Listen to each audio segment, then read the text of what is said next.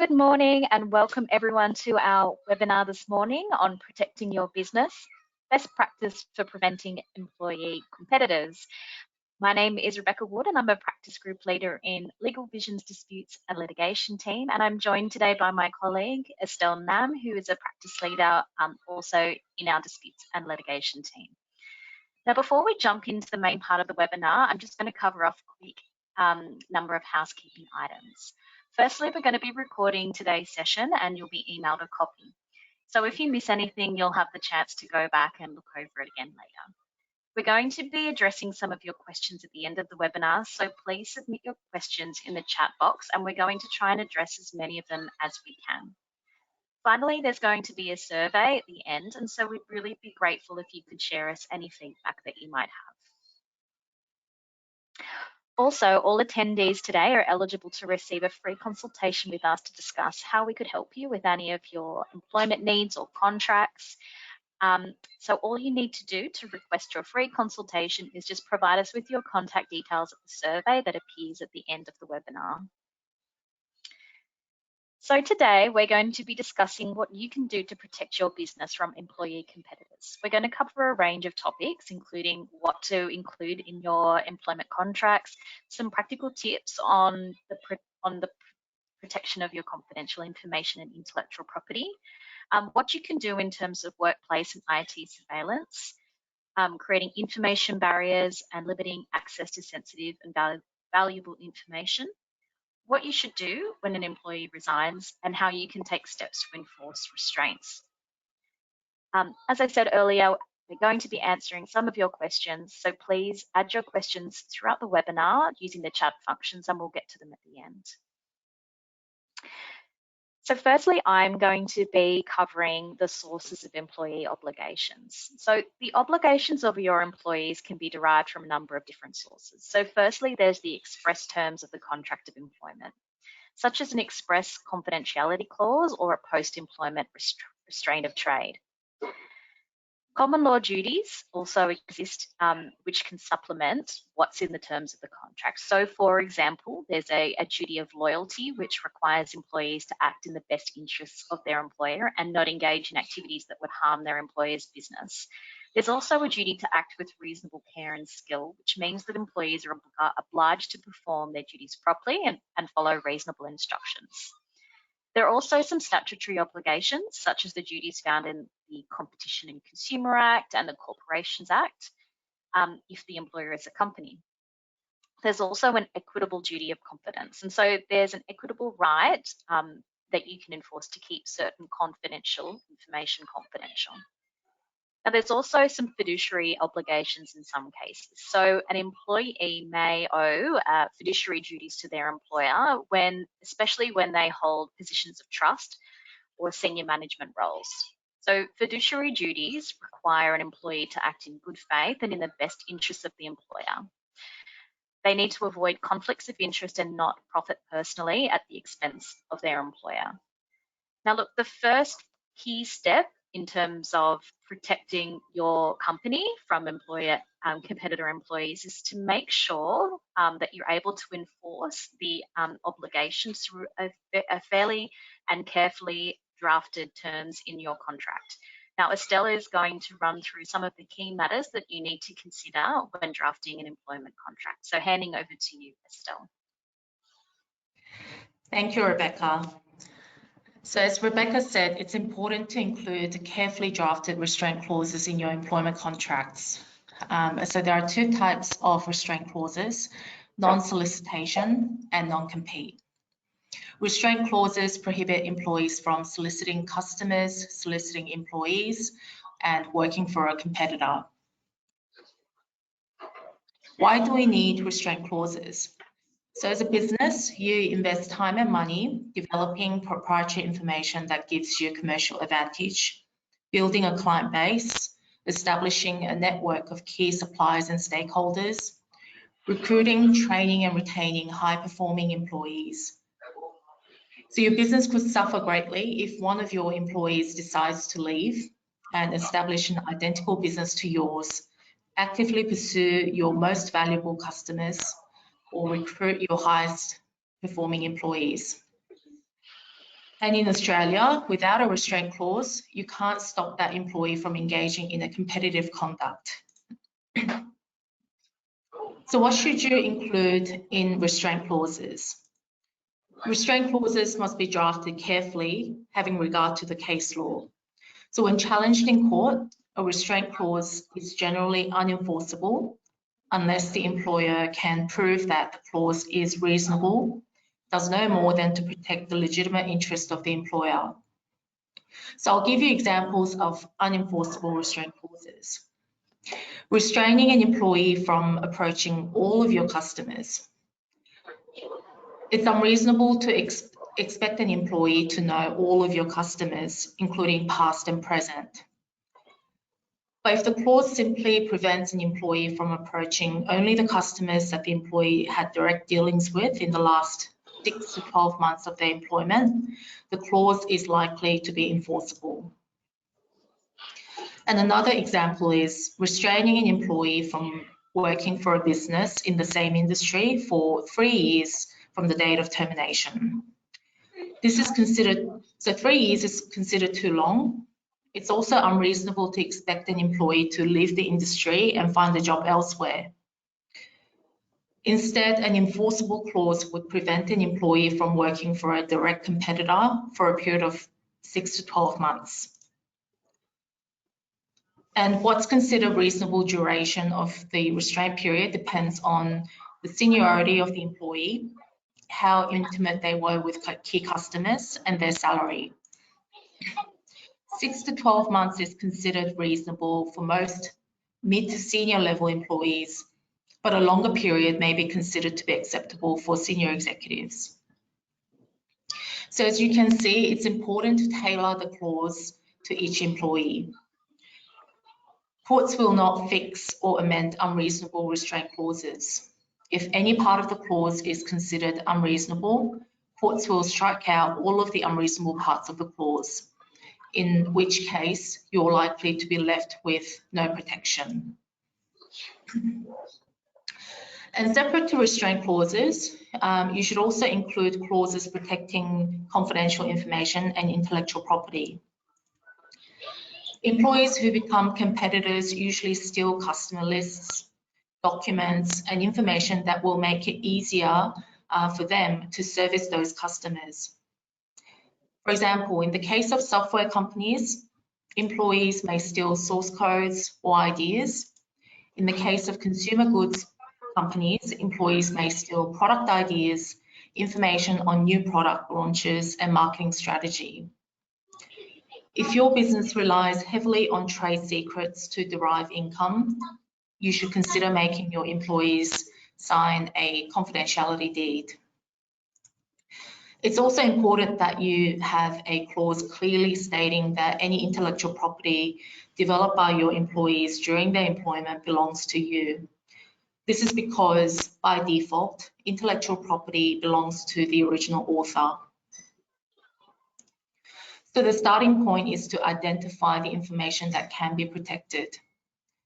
When you try to enforce restraint clauses, you have to prove to court that there is a legitimate interest that needs protection.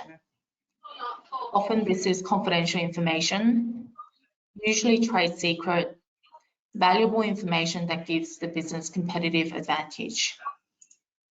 Identifying that information and ensuring that your employment contracts and confidentiality deeds protect that information is key to preventing or stopping competitive behaviour of your employees. Finally, it's important that the person drafting your document understands the difference between the information that is capable of being protected and what is not, having regard to your business. And another way to ensure that your sensitive information is protected is to implement information barriers and limiting access. Most restraint disputes involve employees downloading and extracting confidential information to their personal device or sending it to their personal email address. This usually happens before the employee leaves the business, and by the time the employer finds out, it's too late.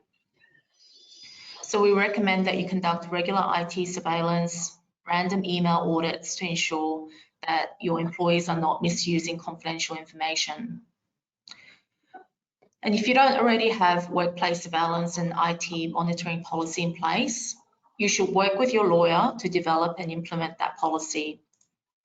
It's important that you engage a lawyer who knows that area, because there are legal requirements you need to meet before you start monitoring your employees' emails. Also, work with an IT provider to ensure that your system keeps a detailed log of your employees' IT activity. And that log is kept for an extended period of time. This is so that during your random email or IT audit, you can quickly pick up on any unauthorized activity. And also, in the event you discover that a former employee has engaged in competitive behavior and find that they have taken customers and confidential information, and you want to take legal action, you have sufficient evidence to support your case.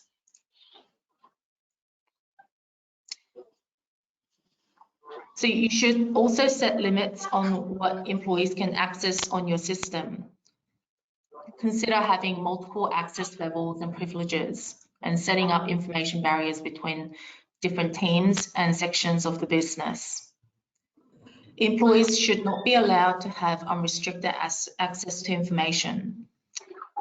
With some information, such as valuable templates or precedents, you could allow employees to view the information, but not download it. So this allows employees to use those templates to do their job, but they can't download them to their devices to use it to set up a competing business in the future. And ask yourself, do they really need the information to do their job? If the answer is no, then don't give them access. Some business owners say our culture is all about transparency, but that could come back to bite you down the track when you find that your former senior client manager, for example, that you've spent years training, decides to leave and set up a competing business and hit the ground running in less than 2 weeks. During those 2 weeks, you lose 5 of your most valuable customers. You then realize that that employee has taken all of your materials that you've spent years developing, and that's how the clients, and that's how they managed to service those clients immediately. The employee probably said to those clients, I can provide you the same service for half the price. So work with your IT provider, or if you have an in-house tech team, work with them to set up information barriers and multiple access levels and privileges. Now, when employee resigns, some employers insist on those employees working out their notice period to make sure that there is a smooth handover. But it's during that notice period that employees start engaging in competitive behavior. And that's when they steal information and start poaching customers. Instead, we recommend that you place high-risk employees on garden leave. What's garden leave? Garden leave suspends an employee from duty while they remain employed on full salary. So they're required to stay away from work, and they can't work for anyone else for a specified period. Typically, small business owners ask high-risk employees to work out their notice period. That's because they rely on one person to do most of the work. But savvy employers or larger organizations with more resources ensure that they work in a team to minimize the key person risk so that the business is not severely disrupted by just one employee leaving. So before you start placing employees on garden leave, think about how you can change the way you work.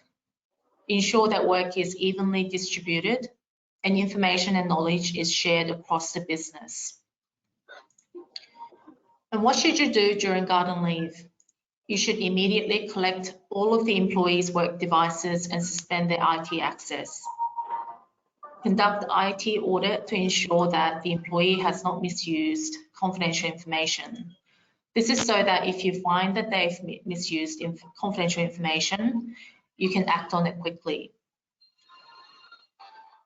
And you should be contacting key clients that are close to the employee and focus on winning them over and preventing them from leaving the business. You should also spend time talking to your high-performing employees to prevent them from being poached. Now, Rebecca will speak about how you can enforce employee obligations.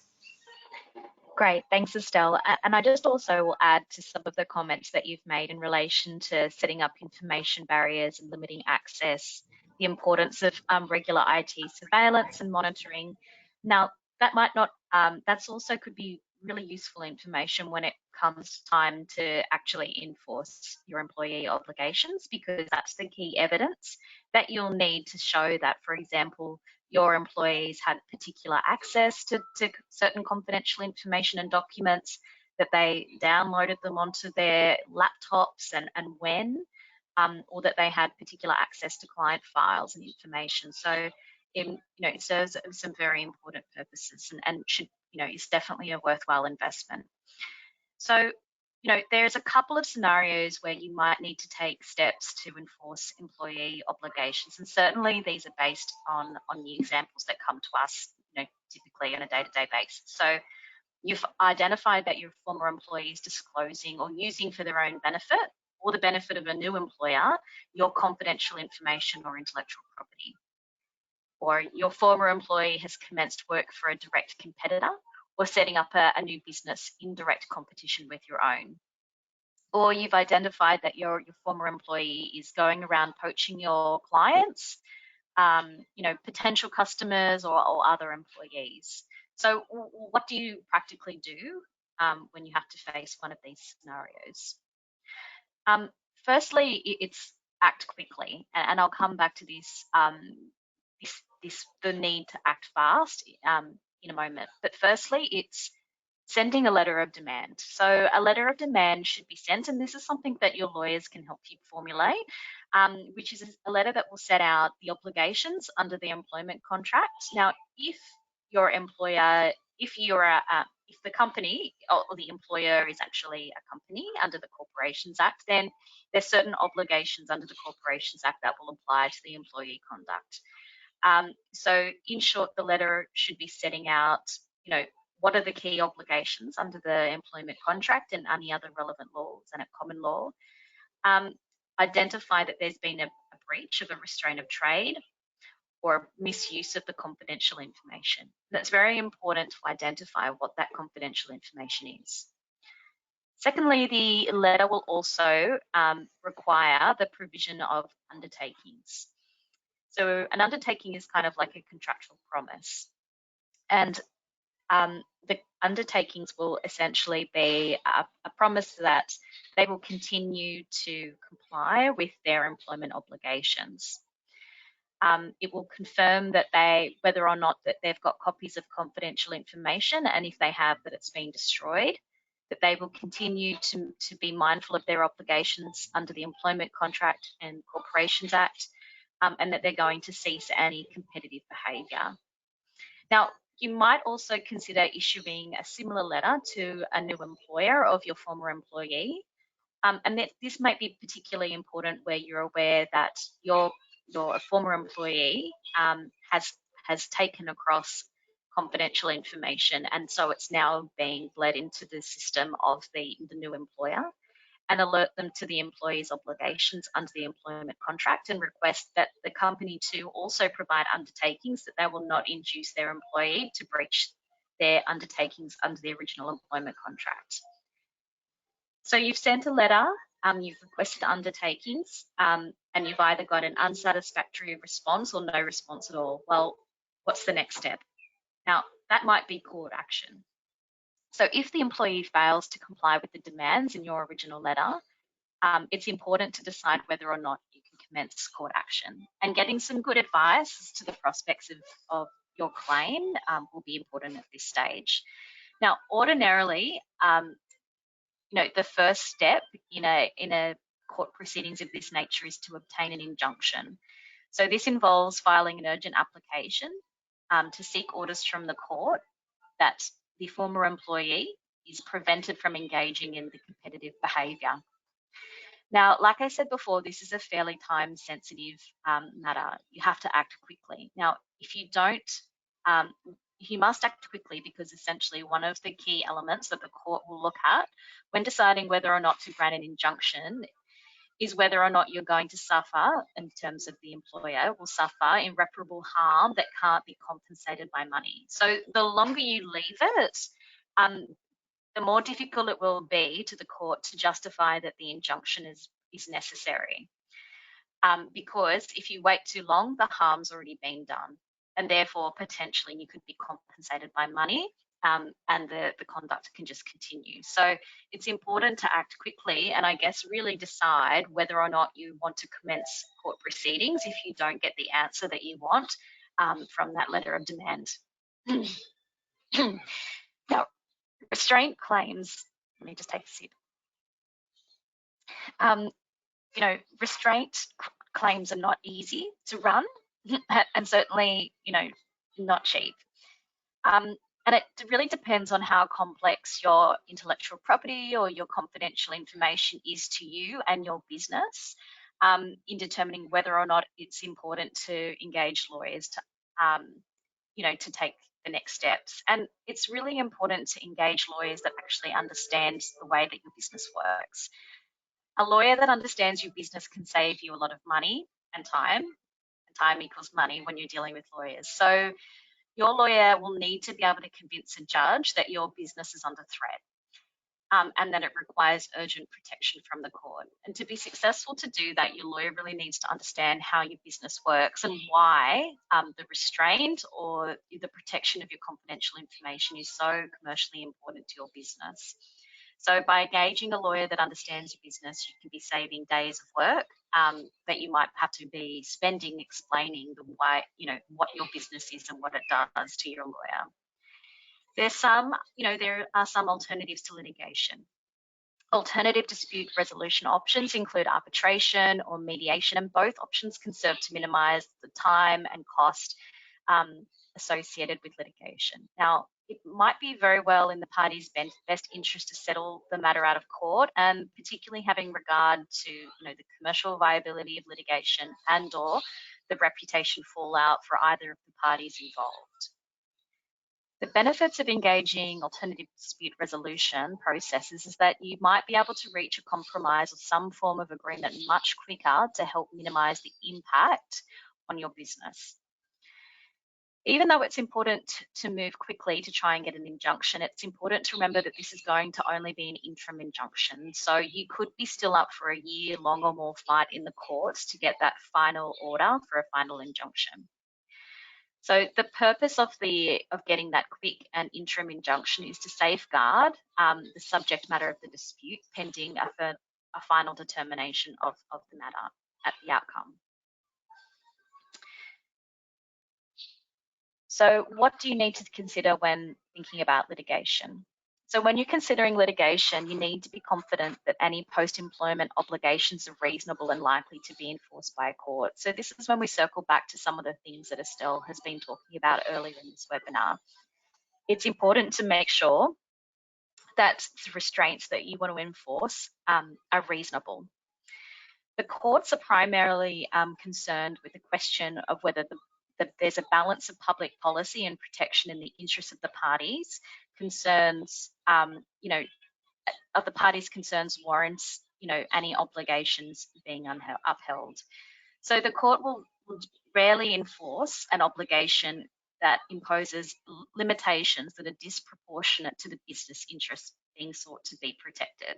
So a restraint can't be too broad in scope, and the information that you're trying to protect must be able to be identified and legitimate and have a genuine commercial sensitivity to your business. The other thing to consider when thinking about commencing proceedings is whether or not you have clean hands. And so what this means is that the circumstances of your former employer leaving the business might be relevant to the dispute. So for example, if an employer has breached any contractual protections you know, the contract may be, you know, the claim might be invalidated. For example, if the employer has first breached the contract, you know, that may have a significant impact upon an attempt to enforce restraints. Even if there's been no wrongful conduct on the part of the employer, a court can still be reluctant to enforce obligations where the employee is not the author of its own misfortune. And so what this means is, you know, for example, where your employee has been made involuntarily redundant, or there are some circumstances surrounding the termination of the employee, those circumstances can be relevant as to whether or not a restraint should be imposed in those particular circumstances. Ultimately, there is a range of remedies that can be sought by an employer during the course of or as the outcome of litigation. So firstly, that final injunction. So getting an injunction to prevent your former employee from engaging in the activity that violates the post-contractual obligations. Now, this injunction will be enforced for a specific period of time. It's not going to be, you know, you're very unlikely ever to get an injunction that would prevent your former employees from engaging in particular conduct forever. Damages. Damages could be sought to address the harm that's caused by the breach. Now, the onus would be on the employer to substantiate and present evidence of the financial losses that they have suffered as a direct consequence of the employer's breach. The other remedy could be what's called an account of profits. So in the case where the former employee has financially benefited from their breach, an employer can demand an account of profit. So that would be a sum that would be equivalent to the financial gain that they've derived. And this is a remedy that ensures that the former employee doesn't have an unfair advantage flowing from their wrongful actions. So this is sort of bringing us to the end of our webinar. So Estelle's just going to wrap up by just summarising some of the key takeaways.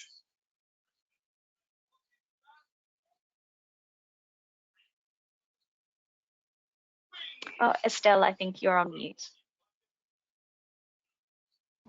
My apologies.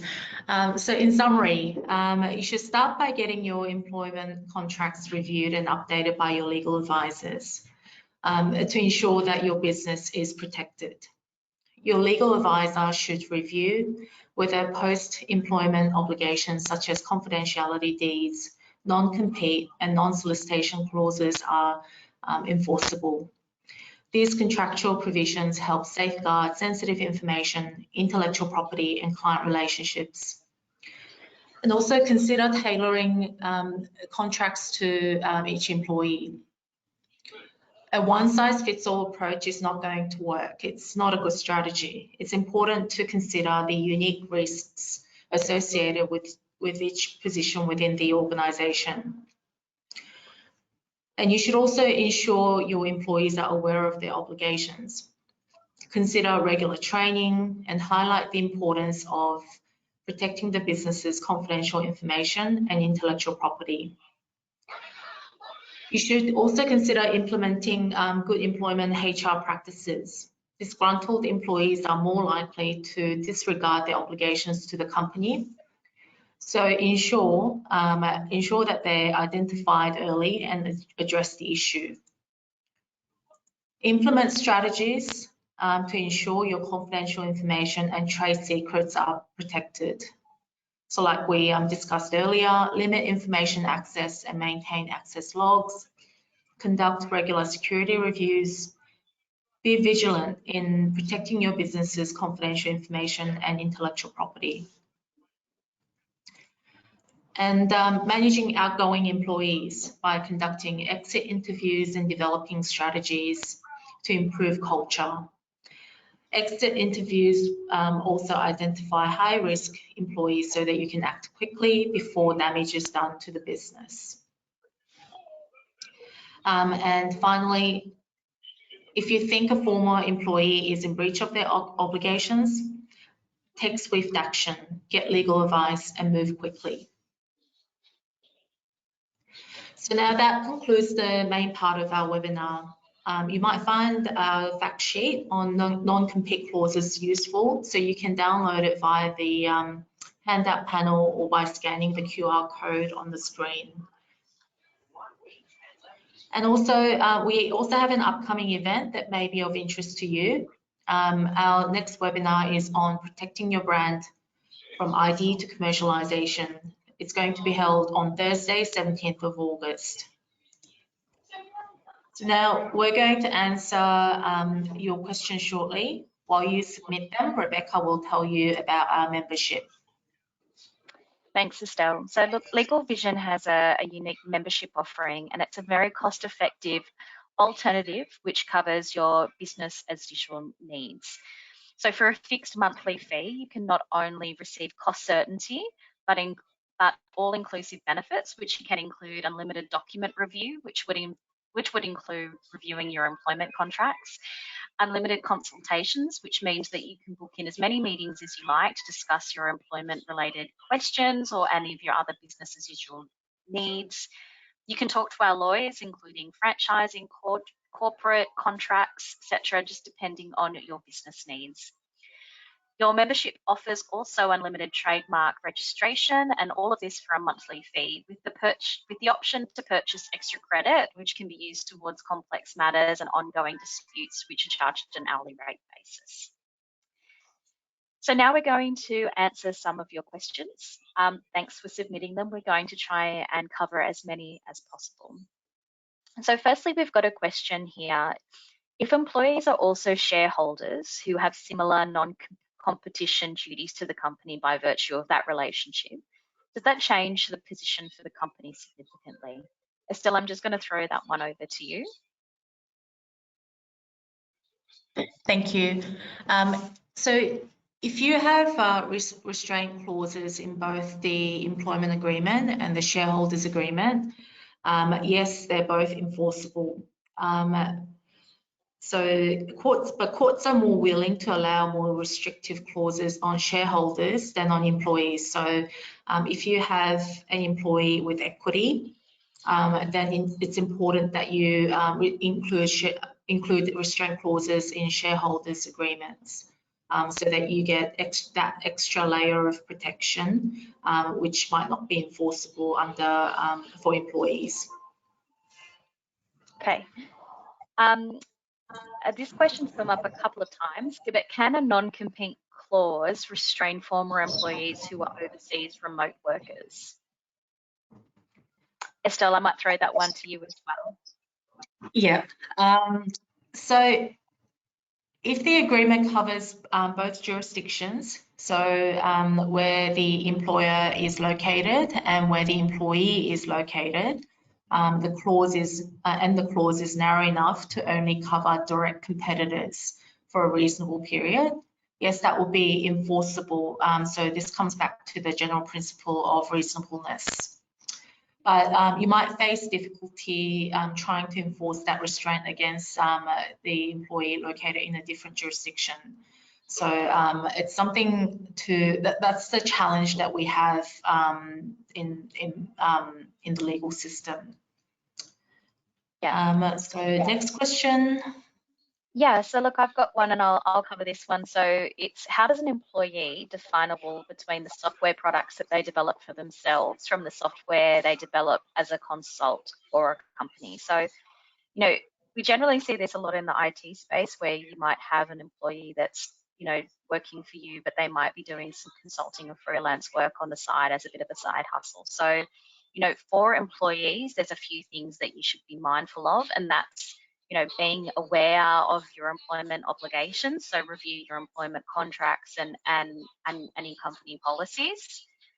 Separate your work environments. So don't do work, you know, that's not related to your employment in your employment environment, or using, you know, your company information and company, like even your company laptop.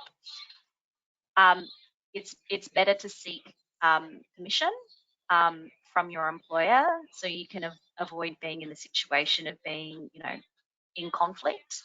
And transparency is always really important. Now, for employers, again, it's very important to make sure that your employees, if you have any reason to suspect that they might be doing work for as a side hustle, making sure that they're aware of their employment obligations, and again, having strong policies in place as to what you should be doing using company equipment and time and resources. Now we've got a couple of more questions. Estelle, I might throw this one to you. As an employer, can I impose a distance clause and a non-compete in the employment contract?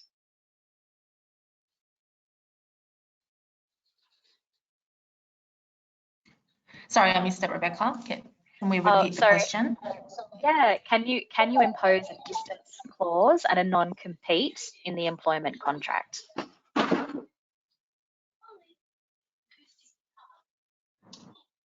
A distance clause. I think what that means is, sometimes we see them in employment contracts, and it might be, for example, you run a hairdressing salon, and you don't want to, you don't want them opening up in the same suburb. So sometimes I've seen, contracts where you have a restraint in terms of time periods, and they can have a cascading effect for, for enforcement reasons. But it could be you can't open another hairdressing salon within 5 k's of this premises. I've seen, definitely seen it before. Yeah, absolutely. It's actually, you should impose both, because if you just say that you can't compete for a period of time but not have a distance clause, it's most likely to be unenforceable, because that means that it's not restricted by the area. So yes, you should definitely have a distance clause.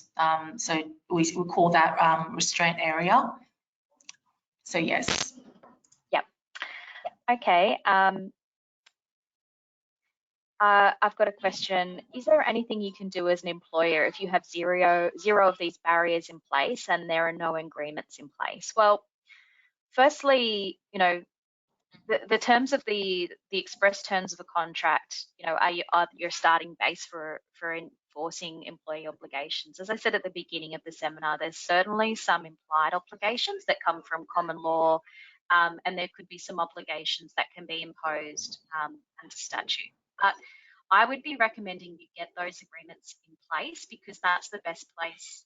That's the first thing that you should be doing to get some protection for yourself. So if the key takeaway from today is if you've got no barriers in place, we'll take steps to get them in place. But it doesn't mean that you can't enforce any employee obligations. So if you're faced with a situation where you don't have an employee contract or haven't been monitoring, and you've got an employee who's gone rogue, certainly get some legal advice before writing it off as that it's just something that you can't do to protect. Estelle, I've got one for you. What is the best approach for a current employee setting up an ABN for a competing business while employed? Okay. So you should speak to the employee and find out the nature of the business. The ABN, that business might not be a competing business, but if it is, they're clearly in breach of their obligations. So employees have an obligation to avoid conflict of interest. So they're meant to, they're supposed to act in the best interest of the employer. So if you form the view that the employee is setting up a competing business and they can't avoid conflict of interest, then you should direct that employee to cease doing any work for that competing business. And if they refuse, then you might need to start taking disciplinary action rather than risk that employee stealing your customers and valuable information to their competing business. Yeah. Okay. I've got another one I might throw over to you, Estelle. So are these confidentiality and non-compete clauses state-based or national? So what happens if an employee moves interstate and works for a competitor in another state? Also, What if the former employee is a partner of another employee still employed by the business? Is this a conflict of interest? There's a couple of questions there, so we might just focus on the I guess, confidentiality and non-competes state-based or national. Yeah. So they're normally state-based or as stated in the employment contract. So if the agreement says it's governed by New South Wales, then the New South Wales case law applies. Usually, apart from New South Wales, usually there's no specific state legislation that governs employment restraints. New South Wales does have a legislation that governs it, but it's a very short legislation. It's mostly case law based. So the next question, what happens if an employee moves interstate and works for a competitor in another state? So this comes back to reasonableness and what we talked about regarding distance clause. You need to ask yourself, is it reasonable to restrain an employee from working for a competitor that's in another state? Can you justify to the court that if your employee moved from Sydney and moved to Perth, can you justify to the court that them working in Perth is going to be a threat to your business? And so those questions, you need to ask those questions and make sure that your employment contract covers that. So you might have so Rebecca talked about cascading clauses.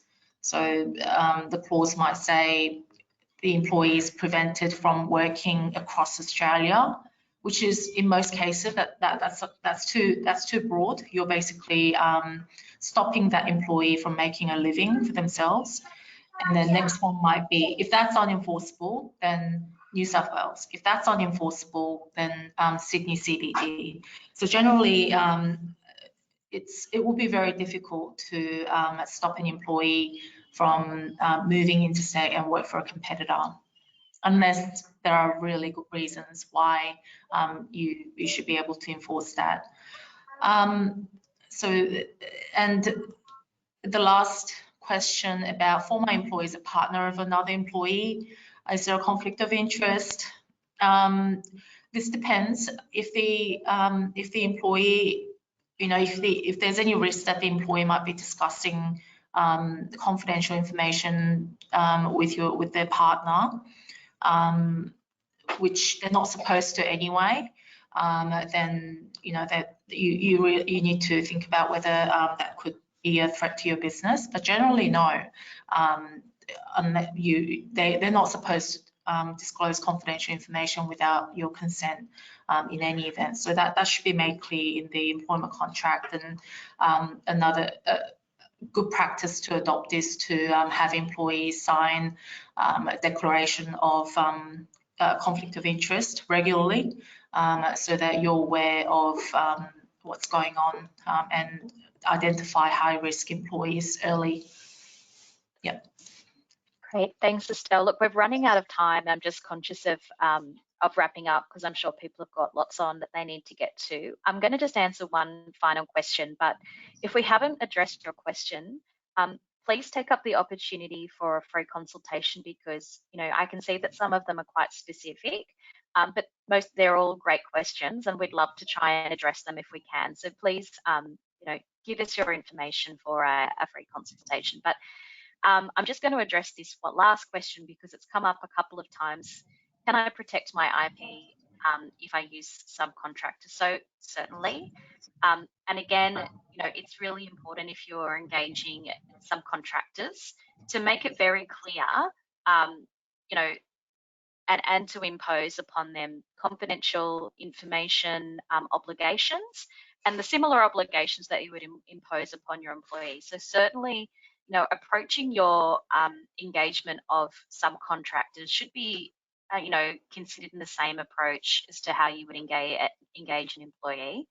And if you think it's warranted, getting an extra confidentiality agreement in place in addition to the subcontractor agreement might also be appropriate. And look, I would I would be recommending getting some legal advice from an employment lawyer as well on those issues. So look, that's all we've got time for. And again, sorry that we could not address all of your excellent questions. We really appreciate your time this morning, and if you could give us some feedback, please complete the 30-second survey and certainly include your contact information so you can receive that complimentary legal consultation, as we'd love to discuss your questions and how we can help. Thank you so much for joining us this morning. Thank you.